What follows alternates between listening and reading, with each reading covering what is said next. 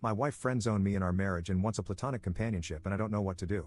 My wife, 35F, and I, 35M, have been married for 15 years and together for 20. We have 2 kids, aged 12 and 14, whom we absolutely adore, and we work tirelessly to provide the best possible life for them. For the past 3 years, things have been somewhat bumpy.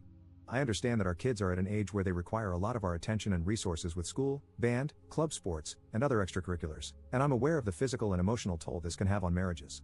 However, for these past 3 years, my wife and I have had very little intimacy and very little action in the bedroom, and we've been trying very hard to work on that aspect of our relationship.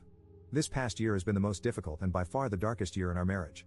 We didn't talk very much and essentially became roommates, co-parenting our kids under the same roof. It was very depressing and very demoralizing.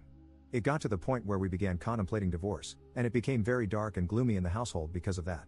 We began seeking help with both individual therapy and couples therapy, and it seems to have helped somewhat. Little by little, we started to get along and have deeper conversations about what our marriage looks like and what we would love for it to look like. This is where it gets tough. As time passed, my wife started to tell me she was no longer in love with me and that she only saw me as a best friend. She said she only loved me in a very platonic way, and this was one of the main reasons she didn't have any desire for intimacy, let alone wanting to smash with me. This was very shocking to me and, quite frankly, I was devastated. I became angry and depressed, and I couldn't fathom the thought that I was no longer wanted or desired by the person I was completely in love with. Things began to deteriorate again, and not long after, we were back to square one. I sat down with her one afternoon and had a heart-to-heart conversation, asking questions about where the root of this problem lies.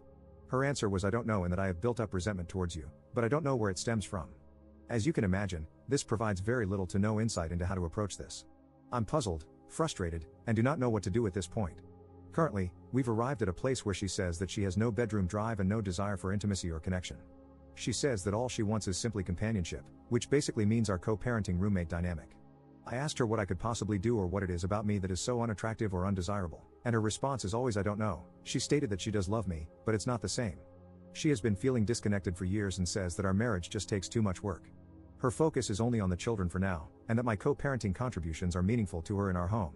I'm at a loss and am mainly venting about my frustration. It's tough to realize that the person you love has no feelings for you. I feel like, at this point, I'm only here to contribute financially and as a parent. I feel like what she means by companionship is that she's comfortable with the convenience of having a good father for our kids and my financial contribution to the household. Regarding intimacy and smashing, she basically told me that it's not something she's interested in or wants at this time. She mentioned that the only way to get to a point for any of that is to be intoxicated, which I believe is incredibly awful and very wrong.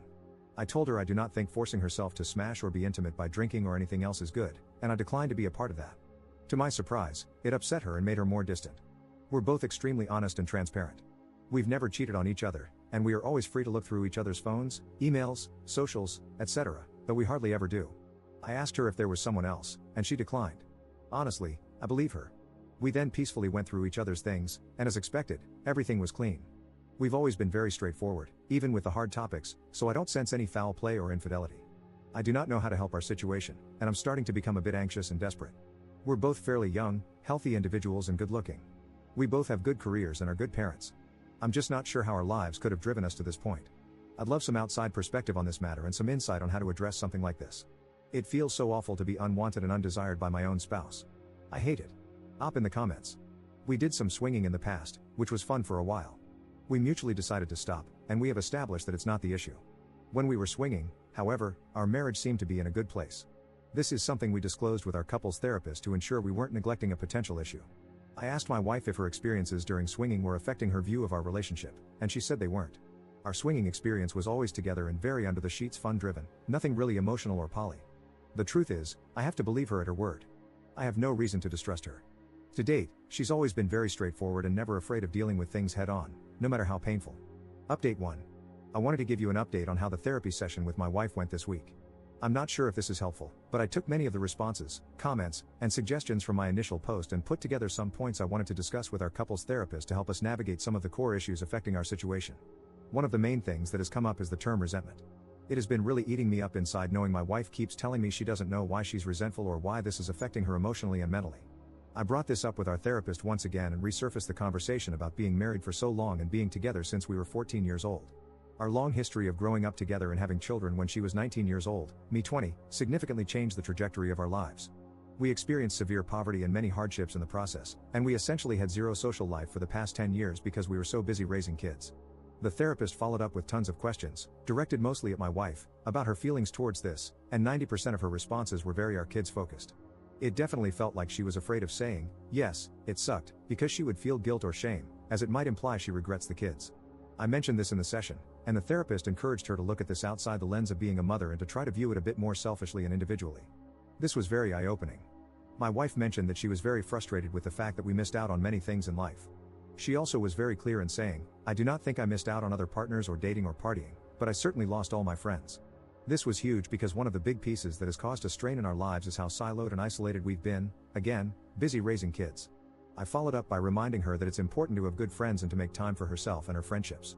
For the past 3+ years, we've had multiple conversations about friends and how it is important to have them in life, especially when you have similar peers who can help in many areas of life that perhaps we have no experience navigating, and even simply for enjoyment.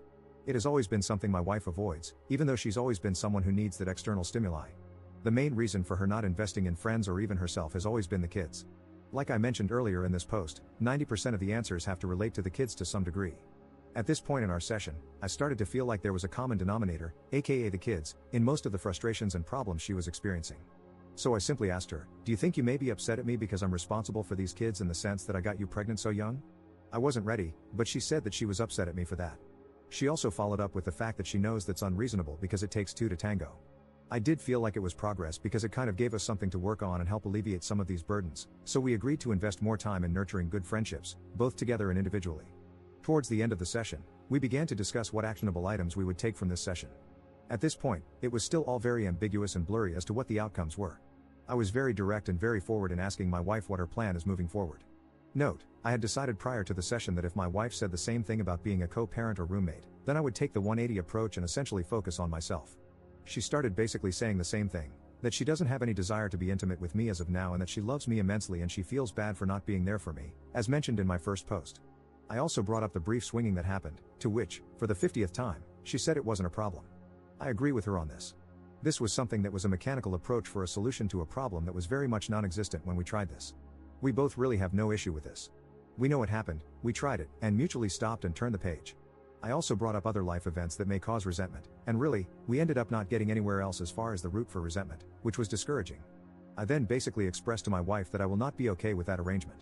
I told her that I've really done everything I can, and that this issue has reached a point where it has nothing to do with me or requires me to do anything that I'm currently not doing. I was very direct in saying that I will not accept this dynamic and that I need to be with someone who is actively involved in our marriage, works towards resolutions, and is very much interested in maintaining an active intimate relationship with smashing. I expressed how I am not going to be a convenience and that there is more to life than being roommates and co-parents. I made sure she knows I love her dearly and that I do want this to work for the better. I also told her that I'm fully committed to this marriage as long as she is as well, and that if she wasn't, it's okay. However, I will not be a part of something where these efforts are not reciprocated. I told her I have no plans of leaving, and I do not want a divorce. However, I made it clear that if this dynamic continues, divorce will be the only outcome. Of course, tears were involved, and it was a very bleak and sad ending to the session. Still, nothing was said, and I walked out feeling very discouraged and very determined to start working on the 180 as soon as we left the room. It's painful and very difficult because much of the 180 requires you to be very short, cold, and transactional. The saddest part is realizing that this dynamic is already very cold and transactional.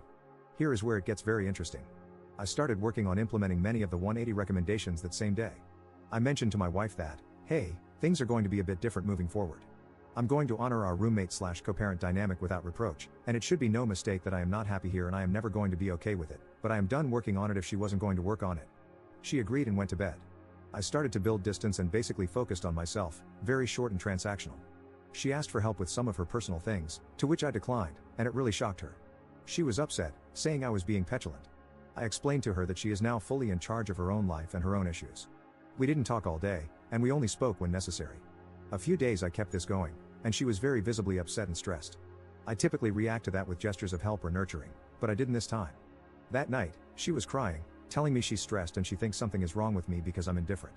I simply listened, then I told her that this is the dynamic she proposed and that I'm simply, much like her, taking care of myself and focusing on myself.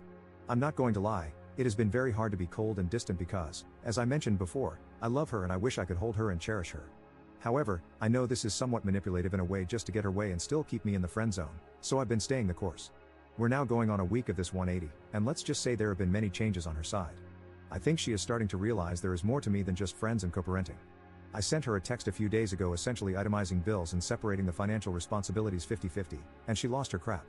She basically told me it was out of left field, to which I responded, "Hey, friends go in 50-50 and as your friend, I expect nothing less."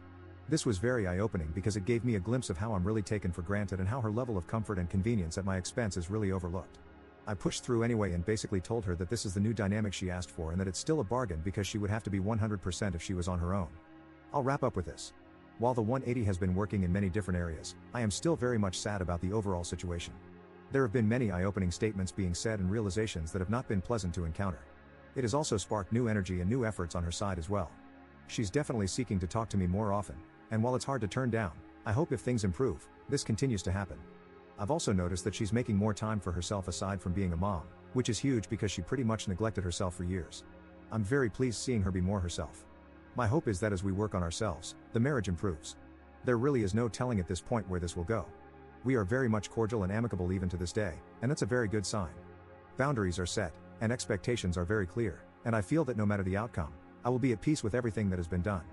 We're still going to continue the couples therapist until we either rekindle our marriage or end up in divorce. I feel like having this unbiased third party really helps as a witness and as a guide through this. No matter what, I will always love my wife. However, I will not participate in a smashless, intimacy-less marriage because we both deserve better. Thank you all for all the kind words and recommendations and feedback. This will be my last post on this topic, and I wish you all the best.